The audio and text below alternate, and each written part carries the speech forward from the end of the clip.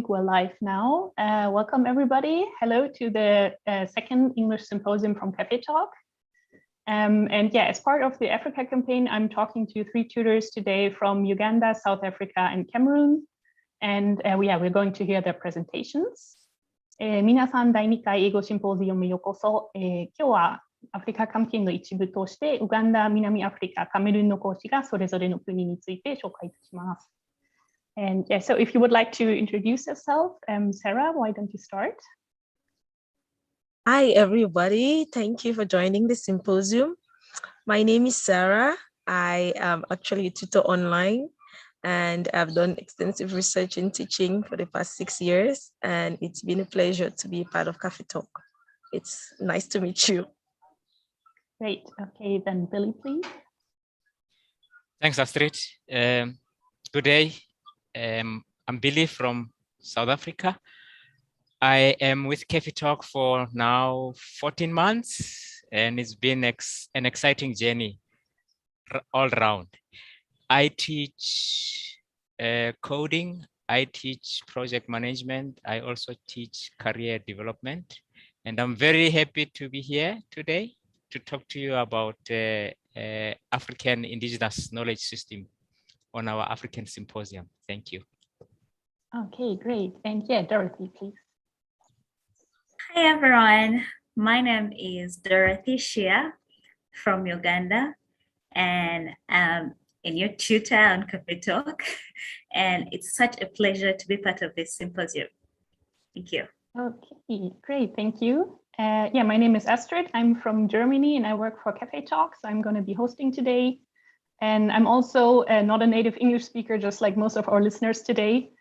And so we're going to learn a little bit about each of these tutors' countries while also learning a bit of English. And Sarah will show her presentation called Meet Cameroon's Friendly People. Billy will teach us about South Africa's indigenous knowledge systems, and Dorothy will present Uganda in the 21st century. And yeah, please feel free to write comments in the questions in the chat during the presentations, and then we'll go over them during the stream as well. And yeah, I hope you have fun listening. サラ講師はカメルーンの優しい人々、ビリ講師は南アフリカの先住民族の知識システムと、ドルシ講師は21世紀のウガンダをテーマにプレゼントいたします。プレゼン中にいただいた、感想質問も、配信中に取り上げさせていただきますので、ぜひチャット欄にコメントをお送りください。それでは楽しんでお聞きください。Okay, Sarah, yeah, if you would like to start, can you share your presentation? Okay, thank you so much, Astrid. I will share my screen with everyone in a minute, and I hope we are going to have fun together knowing more about Cameroonians.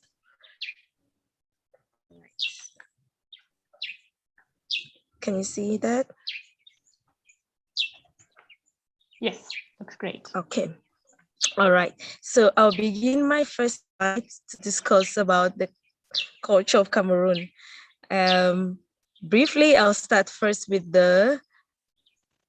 we can see the beautiful clothes. That's one of the tribal clothes from one very famous big tribal group. As you can see on the picture, that's the Cameroon flag.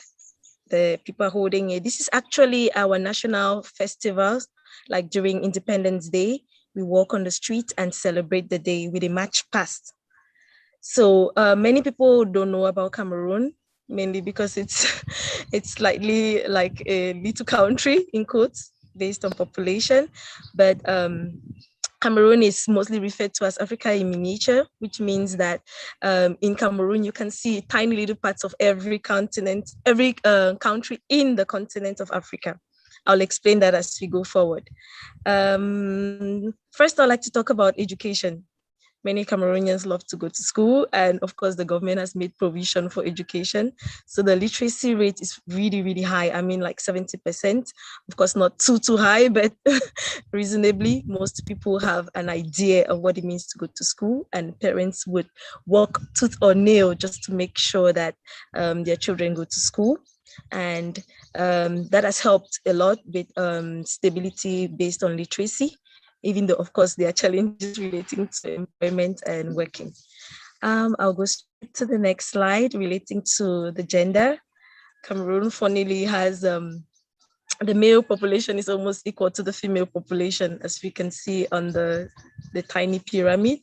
And so it's almost easy to find like a one-on-one ratio, not of course exactly the same. For the life expectancy, that's where there's a tiny little challenge. Many people die before 60 years. I mean, like, for reasons, of course, I cannot explain, but most people at least get to live 50 and above. And of course, there are exceptional cases of people that have lived 80 to 90. My grandfather died at the age of 90. So yeah, there are unique cases, but most people, for reasons I don't know, I cannot explain, tend to die early. I'll talk a little bit about the map. That's actually the map of Cameroon, and the countries, the points you can see are the capital cities of each region.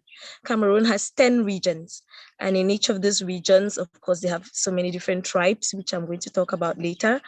And in all of these tribes, they have different traditional attires, like traditional meals, like pretty much everything is different. So unlike many countries, Cameroon doesn't have one particular traditional attire. Like, you know, some countries have famous outfits that you see them from a distance, you just know where they're coming from. Unfortunately, we don't have that. As you can see, Cameroon is surrounded by Nigeria, Chad, Central Africa, Congo, and Gabon. So if you pass around these places, you can come to Cameroon. Strangely, again, Cameroon is among one of the few countries in the African continent that has English and French as the national languages. So if you come to Cameroon, depending on the region, like I showed in the map, depending on where your feet stands, you would hear a different language spoken. This is actually because during the colonial days, Britain colonized some sections of Cameroon, and actually 2 regions from Cameroon, and then France colonized the 8 other regions. So because of that, many people speak different languages, and you'll be so surprised to hear our news is like 7:30 news is in English, 8:30 news is in French, same thing. So that's a unique thing about Cameroon. But besides that, we equally have so many little tribes, like I'd mentioned earlier. And in these tribes, they equally have their dialects. So they are like about 250, 300. I doubt if the government really knows exactly the exact number. But in all of these tribes, they speak complete different languages. However, in the schools, we learn only English in the English regions and French in the French regions. So that makes it easy for everyone in the English region, for example, where I was born, to speak in English, because you don't know the tribe where the person sitting next to you is coming from. So of course, people use their tribal languages only when they're talking to people from their same tribe, or, you know, from the same village or something. But typically you hardly hear someone just, you know, speaking their tribal language in the streets or in public spaces. All right, that's it about language. And about money, Cameroon is under the Central African France zone. So we use this franc CFA, and 10,000 is our biggest money, like the largest you can find as relating to notes. And of course, the tiny little coins you can exchange. We equally have the 500, the 1,000, and the 2,000, and the 5,000 notes that you can use to buy whatever you need to buy. I'll jump quickly to religion. Surprisingly, as we saw on the map, like I said earlier, 10 regions. Within those 10 regions, the 3 topmost regions in the northern areas are Muslim regions. And because of that, that means, of course, there's Islam. And for the rest of the country, majority of the peoples are Christians. So that's like one of the biggest cathedrals found in the capital city. And people are free to go to any section that you want to. You're free to change your religion wherever and whenever, depending on where you stay. And typically, the government tries to create a balance. So that means when it's like Islam Muslim holiday or festival, it's declared a national holiday for everybody in the entire country. And it's the same when it's a Christian Christmas event, the entire country is on a national vacation. This has helped, in my opinion, to bring stability. So there has hardly ever been any religious battle between the 2 sections, even though we're in the same country.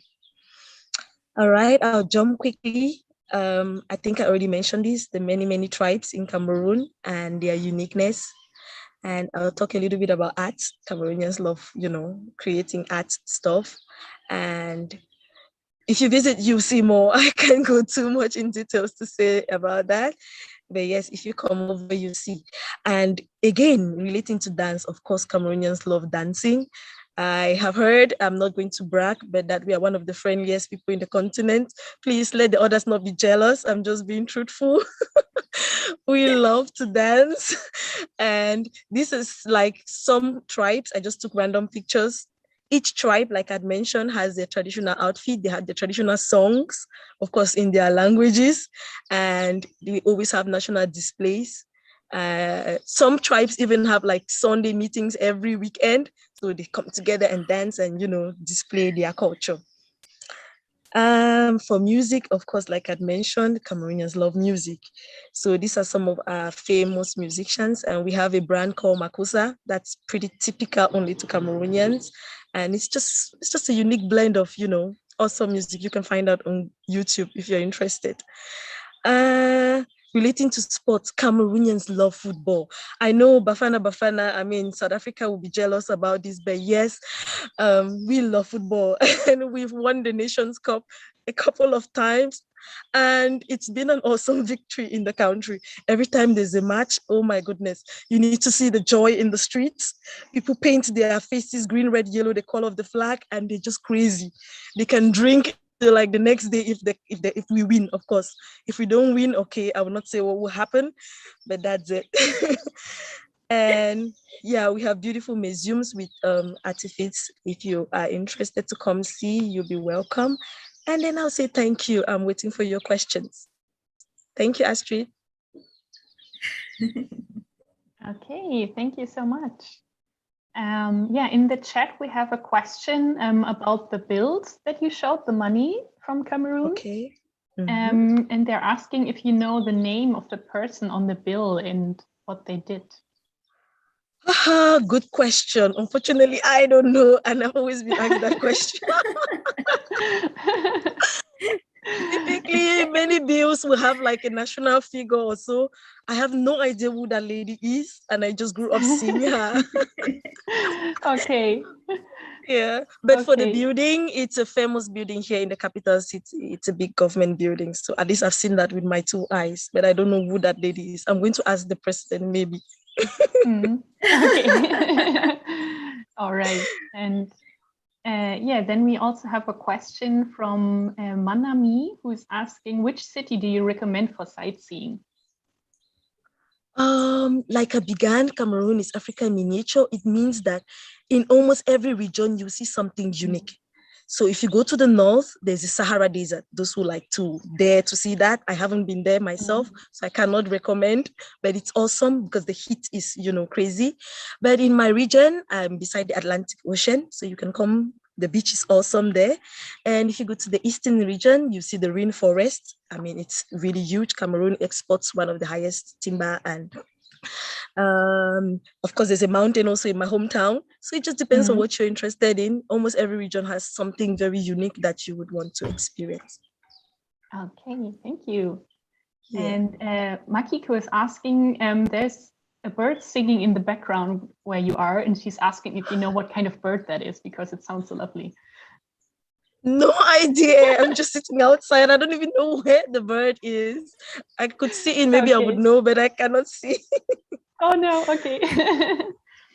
And yeah, we have one more question. When is it good for travel in Cameroon? So is there like a time that's especially good to travel there?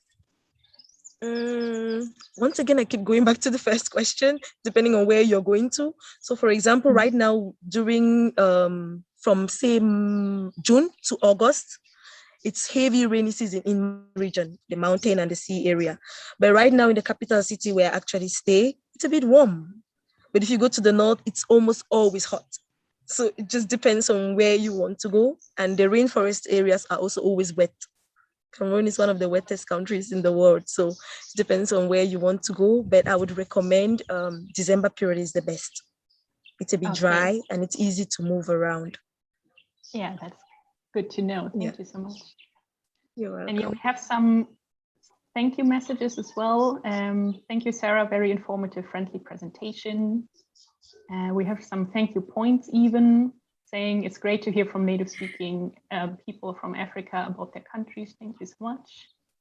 Thank you. And I have a friend in Cameroon and I want to go there someday. So people really love to hear about Cameroon. Thank you so much. Sure. All right. Thank Dorothy you. and Billy, did you have any questions for Sarah or for her presentation? Well, thanks, Astrid. For me, it's not so much of a question, but more of a comment to Sarah. You know, I can argue the point that Cameroonians like to dance. They are not the only ones. I think it's an African disease. I can take a head on that argument, you know. Yeah, we are undisputed #1 dance on the dance floor, wow. you know. Oh goodness, I knew you were going to argue that. I said it deliberately because I wanted to hear your comments. Yeah. Okay. Thank We're gonna you. have a dance off sometime. Okay. Oh yeah. Okay, great. Thank you so much. Yes, please go ahead, Dorothy.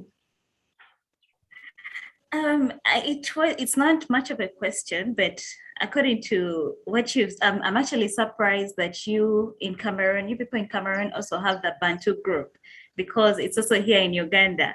And about the dancing, I think dancing is an African disease. All African countries love dancing. That's true. That's a fact.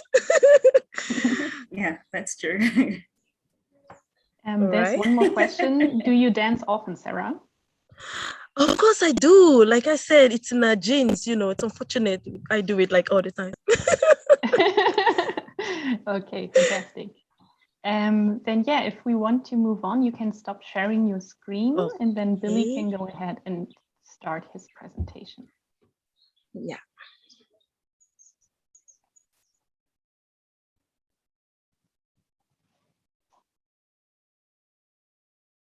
Okay, yeah, Billy, when you're ready, you can start sharing your text. Okay, please let me know if you can see the screen. Okay, great.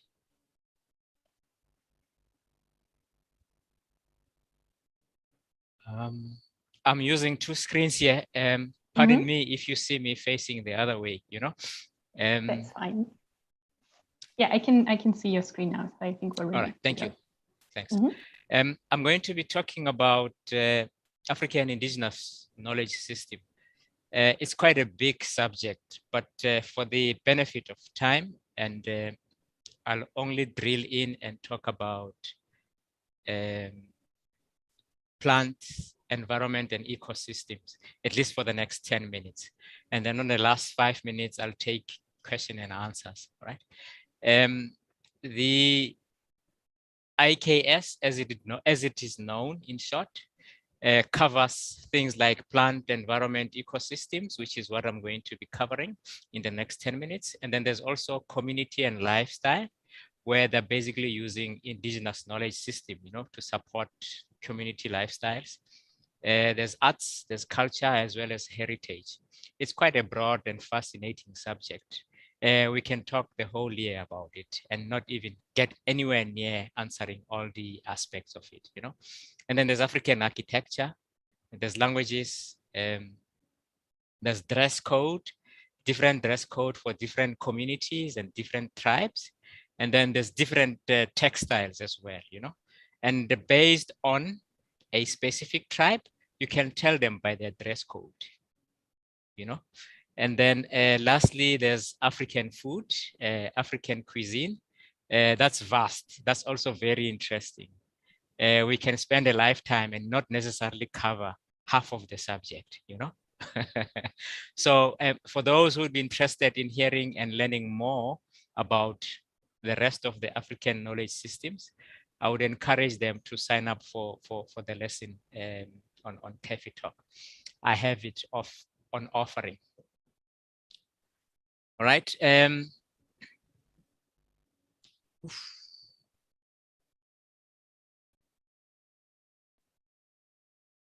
We'll move on to the next page. What's happening here? Sorry, I lost the movement of my mouse. 1 second, please. Don't worry. There we go. Okay, Here we go, I got yeah. it. All right. I'm going to be talking about Hoodia godinia, which is a herbal traditional plant that exclusively grows in the southern part of Africa. Oh, see what's happening there. My apologies. All right. So traditionally, this Hoodia godinia plant was mainly used by the African Khoisan men when they went on their long hunting trips. Because they are hunters and gatherers, they never used to stay in one place for the longest time. So they are very well known for going on long hunting trips. And as they took up on those trips, they will always chew a piece of Hoodia godinia to suppress thirst and appetite. And as a result, they'll go in longer, for their hunting trips. So one of the researchers came through and they were taking him through, their normal way of life. And the researcher came across this type of information and the knowledge that Hoodia godinia does suppress appetite and thirst. So he then sold that knowledge and sold it to pharmaceuticals, right? Without necessarily seeking permission or even authority from the Khoisan people. So as a result, the ownership, the rights, the place of origin, as well as the trademark for the Hoodia godinia was stolen, right, by that international researcher. And subsequently, he sold the IP to the pharmaceuticals, who then started manufacturing pills en masse for particularly the obese markets in the Europe and the USA, And then there has been, subsequently to that, there has been international litigations where court cases were pressed against that famous researcher, as well as the pharmaceuticals, who then started manufacturing these plants without necessarily, who then started manufacturing components of the plant to produce the slimming tablets, for the obese market. And then that court case was won by the indigenous Khoisan people, right? I have content of the outcomes of the court case. I also have content of the build up to the court case and all of that.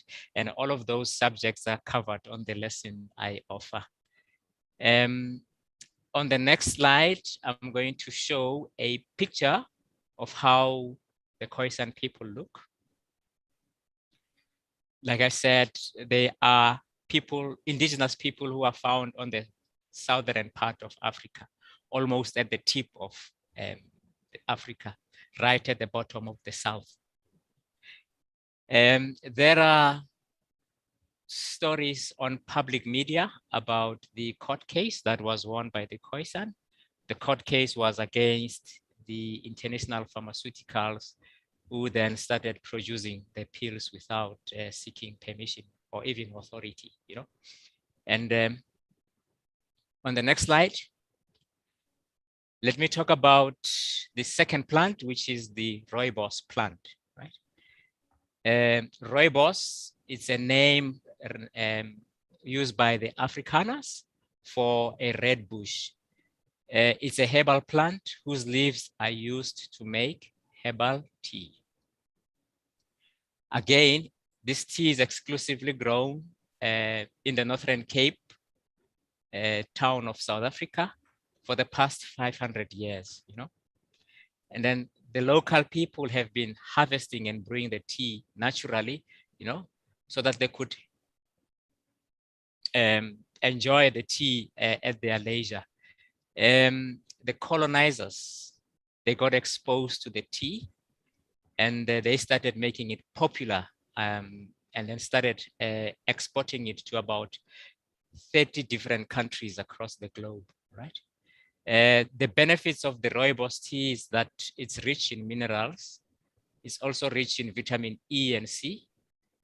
Those contents are very good, in terms of making your skin looks good. It also reduces heart disease conditions, and it boosts your immune system. And once again, the intellectual property, the ownership rights, the place of origin, and the trademark for the rooibos tea was stolen. And the tea has been unethically sold to international pharmaceuticals as well, without necessarily seeking permission or even authority from the Khoisan community. So the pharmaceuticals then went ahead, for their own selfish gains to manufacture and export the tea across the globe. And then again, litigations at international courts took place. The courts ruled in favor of the Khoisan community, for compensation. On the next slide, there's pictures of the rooibos plant that grows exclusively in the southern tip of South Africa, as I said. On the next slide, we have a picture of the Khoisan man, as well as the stories around the litigation and the court cases that they won, where the courts ruled in their favor that the big corporates that started manufacturing and exporting the rooibos tea to start paying compensation, to their intellectual property, right? On the next slide, it's a picture of a rooibos tea. It's not really black, but it's red, as you can see from that cup. And then you can drink it in so many other ways. You can have it as is, you can have it with milk, you can have it with mint or even lemon. It tastes good all around. I just had my 2 cups this morning. That's why I'm so energy driven. Yeah, and I think I'm going to end right there, and I'll take questions and answers. Thank you. Okay, thank you so much. Yeah, we have a few comments in chat. Someone's saying Hoodia Guardini has a really unique appearance. And someone else also said, what an amazing plant. I'll check that plant later. Then we have, I like rooibos tea. And 2 people also said, this is the first time I've seen a picture of how the rooibos actually looks like before it becomes tea. So the picture that you showed of the plant. Yeah, so these are more comments rather than questions, but Sarah and Dorothy, did you have something in particular you would like to ask or to comment on? Okay, then yeah, my question is, do you have a recommendation of how to best drink the rooibos tea? Because on your picture you showed this several different ways. Like, what is your recommended way to drink it in the proper South African way? Certainly without milk and with a touch of mint, and you must drink it warm, right? It's okay. Beautiful.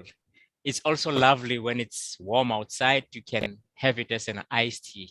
It still does the trick even better, because it cools you down. Yeah, that sounds really nice. And I don't think I've ever had it with mint, so that's a really nice recommendation. I'm going to try that too. And yeah, here now somebody's is asking, what rooibos tea do you like to drink the best? And they say, okay, I would try it with milk. So do you have a particular rooibos tea that you like to drink? Well, I like the traditional one, specifically because you can then mix and flavor it however you want, but with honey, it tastes original. I've seen there's now different flavors that they make. For example, peppermint you can get. You can also get it in rosemary, etc. But then again, it also goes on each individual's palate, the taste. Yeah. Specifically, I prefer it traditional, I prefer it raw, you know. Okay. We can try other flavors and then decide which one suits you best in terms of your taste buds, you know. Yeah.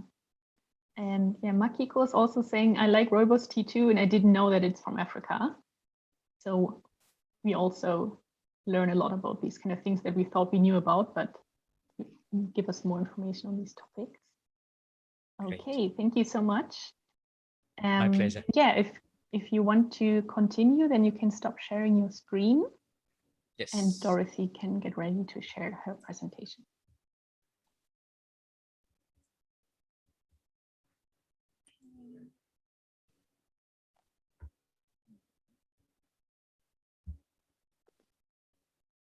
Can you see my screen? And not yet. Not yet. Okay, hold on. And now? Yeah, I think it's coming. One moment. Yeah, now I can see it.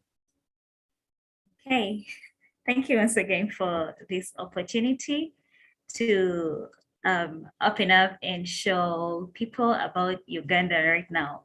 And I came up with this presentation because I got questions from my students asking me, is Uganda a jungle? Do you have animals moving around every day? So I just wanted to show you that it used to be like that and now it's changed. So this is Uganda in the 21st century. Okay. Okay, it would be a disservice if I don't tell you how we got where we are right now. In the past, Ugandans were uncivilized, like everyone thinks, and we were hunters, farmers, herdsmen, and some of them were nomads. And we had no religion. We only had kingdoms and only respected our tribal leaders. And then men were allowed to marry as many wives as they could in the same house, like having around 4 to 5 wives in one house. And then girls used to be married off at a very young age to very old men. And then we used to wear back cloth made from the mutuba tree. Like you see this man here, he's cutting the back cloth from the mutuba tree. And then the Arabs came to Uganda. They introduced the Islamic religion. And then they also introduced the kanzu, which is the current culture wear for the men in most tribes of Uganda. And then when the Arabs came, most kings sold off their subjects as slaves in order to get small gifts like mirrors and kanzus and so many other small things just to make themselves happy. They sold off people as slaves. And then after the Arabs came, the explorers came in and they discovered the source of the Nile River in Uganda, plus so many other things that are now tourist attractions in Uganda.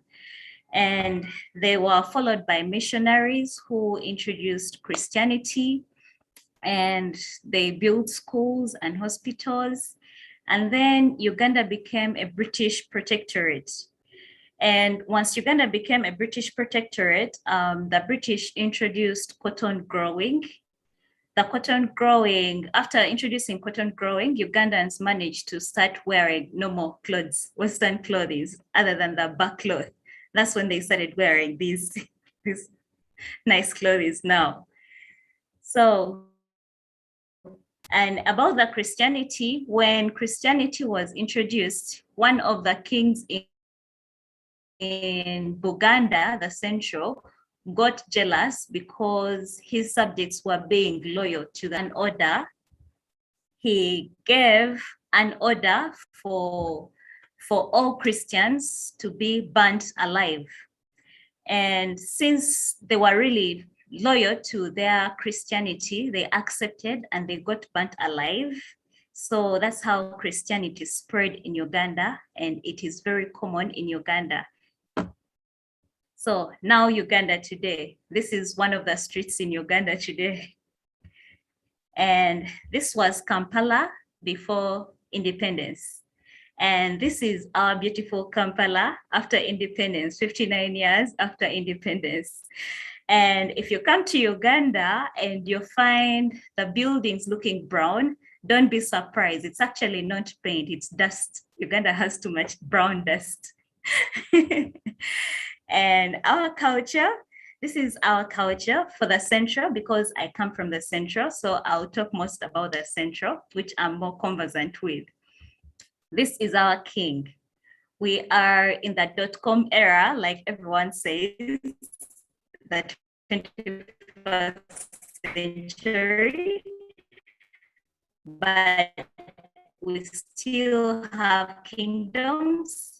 We still love and respect our king. People lay flat on their faces down to respect this man here. They love him so much. And then women are supposed to kneel while greeting him. You're not supposed to stand when you're talking. And then the biggest number of Ugandans, like I said, they are Christians, and we have also Muslims and Orthodox. And then this is our culture wear. This is me. This is me in our culture wear.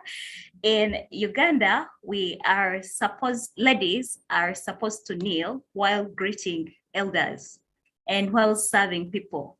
We are supposed to kneel for our husbands while greeting them or serving them anything. And that is still being done here. We are also supposed to kneel when greeting our parents or visitors at home. So that is still being practiced even in the 21st century. And boys are not supposed to cook.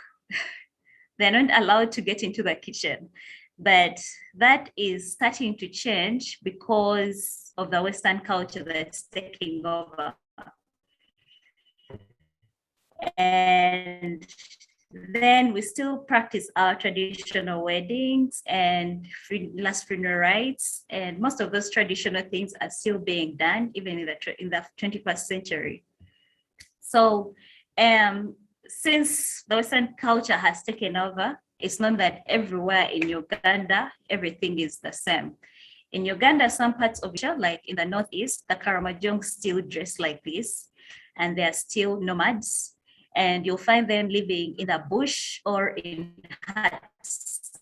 So in some parts of Uganda, things are still the same. This is my best part. I love food. So food. Uganda has a lot of fresh food. Most of the food in Uganda is fresh from the garden to the kitchen. When you go to restaurants, they serve it as a buffet. So here is our traditional food. This is matoke with peanut paste, and this is luombo. You can, inside here is soup. You can find chicken soup, fish, beef, or goat's meat, anything. And then here, this is what it looks like when it's open. And this is how they serve it. And then you'll find every religion, every tribe has their own traditional food. And you'll find a variety of food when you come to Uganda. We also have international food for foreigners that come around and can't really cope with our food. We have Chinese restaurants that serve Chinese food. We have Japanese restaurants that serve Japanese food, Indian restaurants, Italian, Thai. So there's a variety. And we also have KFC, by the way. So, and about the dress code again, this is the kanzu that I talked about, the traditional wear for the men. They usually wear it with a suit. So inside the kanzu, you have to wear a trouser which matches the coat, like this. And then the ladies put on this, but this is not actually her bum. We put something inside to make the bum big. we put on something, another cloth inside or a skirt to make the bum big so that you look smarter. But most people usually wear the Western clothes, or we only wear these traditional clothes when we are going for functions like weddings, funerals, and some functions, of course, but not all the time. So the way of life, Ugandans are happy people, just like I am. They're always smiling. So they love partying. They really work hard and they love partying. So we have lots of nightclubs, very many bars and cinema halls so that people can really go and relieve stress. Every time they leave work, usually Ugandans after work, they go and party. So lately, Ugandans love coping up with stressful things, be it political, be it personal. They cope up with situations by making memes out of it. They make memes or funny videos and they laugh about all kinds of things. So that's Uganda, and the cost of living is really low in Uganda. So Uganda before and now. Ugandans used to live in such houses, and such a house was for a very wealthy family. This house here.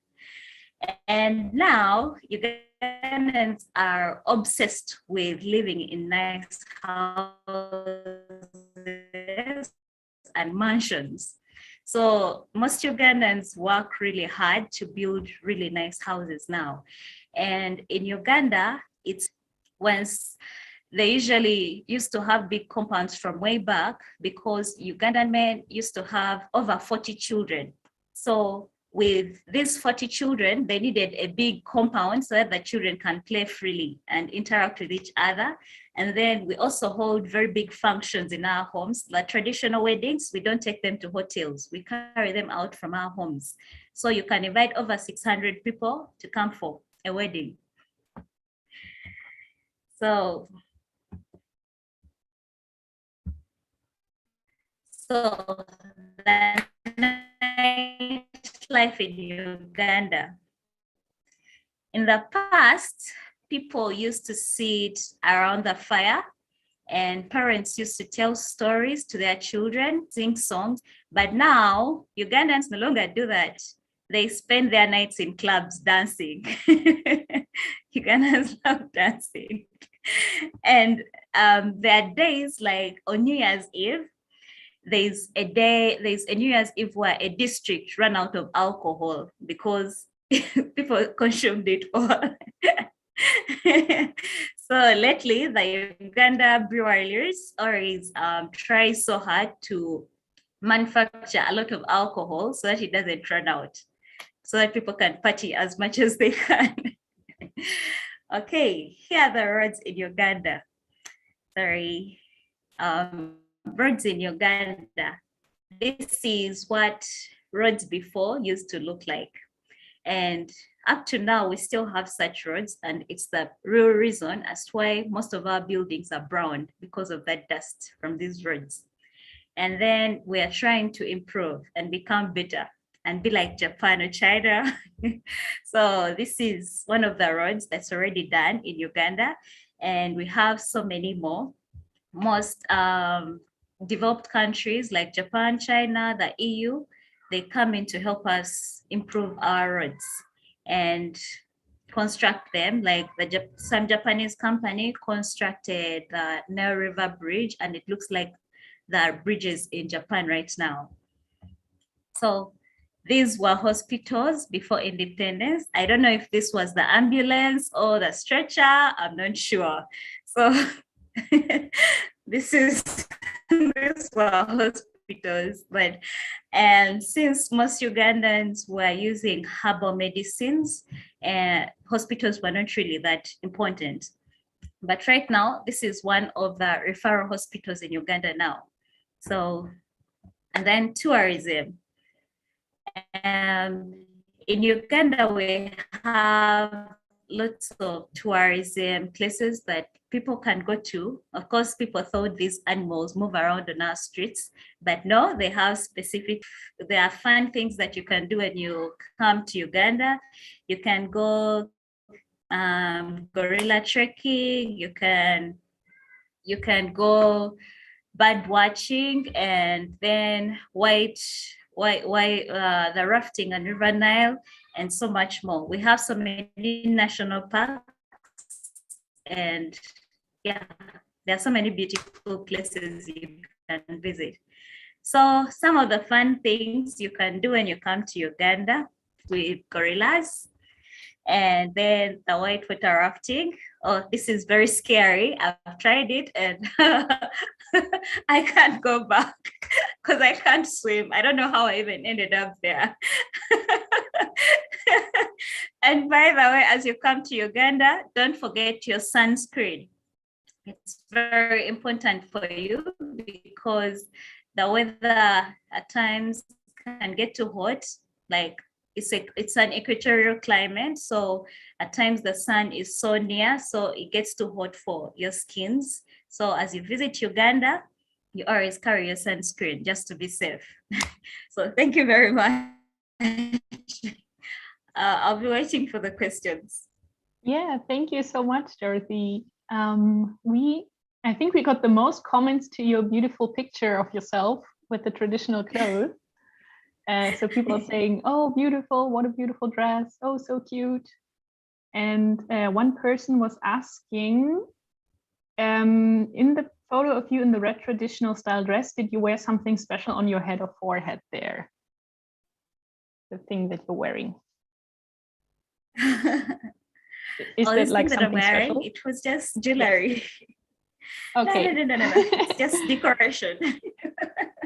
Okay, thank you. And yeah, also very interesting to learn about Uganda. Thank you, Dorothy. And oh, the food looks very nice, makes me hungry. Masato is saying the pineapple I ate in Kampala was very delicious. So somebody. Oh yeah. There. Then the nightlife interests me. How old is the legal drinking age? 18.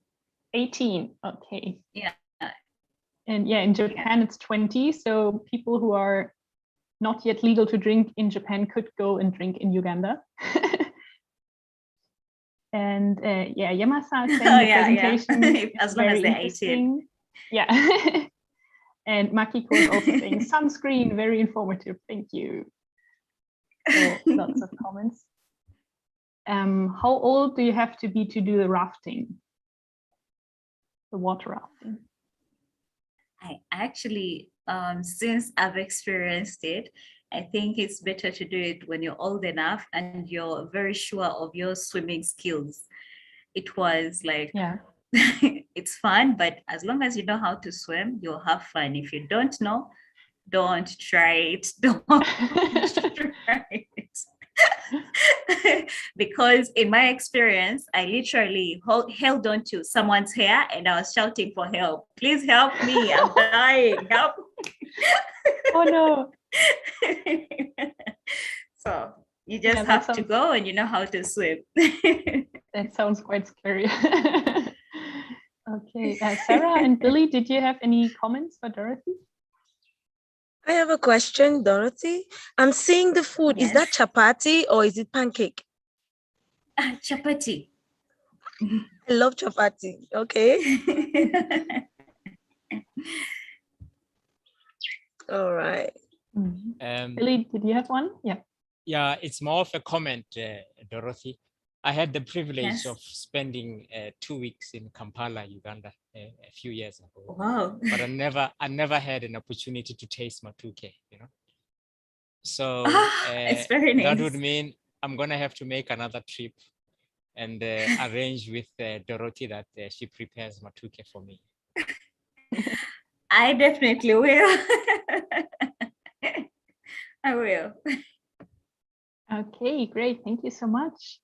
Then yeah, just to close us out, do you each want to briefly talk about the lessons that you have for the Africa campaign or something that you would like to share with the students before you leave? Should I start? Yeah, please go ahead. All right. I actually made a couple of lessons. I have actually this PPT. So if you're interested in knowing more about Cameroon, and I have other PPTs on the culture, the city, the food. I didn't put food here. Now I regret, but it's too late. There's a PPT for that. And I equally have dance and music. I sing, except for now that my voice went away because of cough recently. So I can teach you Cameroon songs if you're interested, and equally Cameroon dance, and of course, general African dance. And I equally have lessons about anything you might be interested in knowing. Just tell me and I'll make a PPT for you. Okay, thank you so much. Yeah. Then, yeah, please, Billy, go ahead. Thanks, Astrid. The other lessons I have available are around the traditional and the indigenous Khoisan people, sometimes referred to as the San people. And then I also have other lessons on the scramble for Africa, as well as biographies and history around Archbishop Desmond Tutu, our former president, the late President Nelson Mandela. I have an autobiography lesson on him. And the other lesson is on a Black consciousness movement and Steve Biko. The Black consciousness movement was basically a resistive movement against the apartheid system back then. And then Steve Biko was its leader, and he always believed in standing for your own rights. And he always made Africans to believe that they are efficient as they are. They don't necessarily have to rely on foreign aid, to get them out of where they are. And that's about it. Thank you. Okay, thanks. Yeah, Dorothy, please. Okay, I have around 2 new lessons. One is about exploring Uganda, and it's more about tourism. You can come and we tour Uganda together. You get to see the beautiful sceneries and those beautiful animals that you think are moving around the country. And you get to see the mountains and the gorillas with me. And also I have another one where you're free to ask questions and I'll answer any question about Uganda in specific. And then I also teach grammar. You can come for my grammar lessons and we improve our English together, and we can enjoy this journey, this exciting journey of learning English together with Dorothy. Thank you. Okay. Yeah, thank you so much. Thank you everybody for sharing your presentations. And yeah, I hope everybody who was watching had a good time as well. And please also check out the other symposiums we're doing for the Africa campaign, and please check out everybody's lessons. And yeah, see you next time, hopefully. Thank you. Thanks. Bye. Thank you. Bye-bye. Bye-bye. Bye.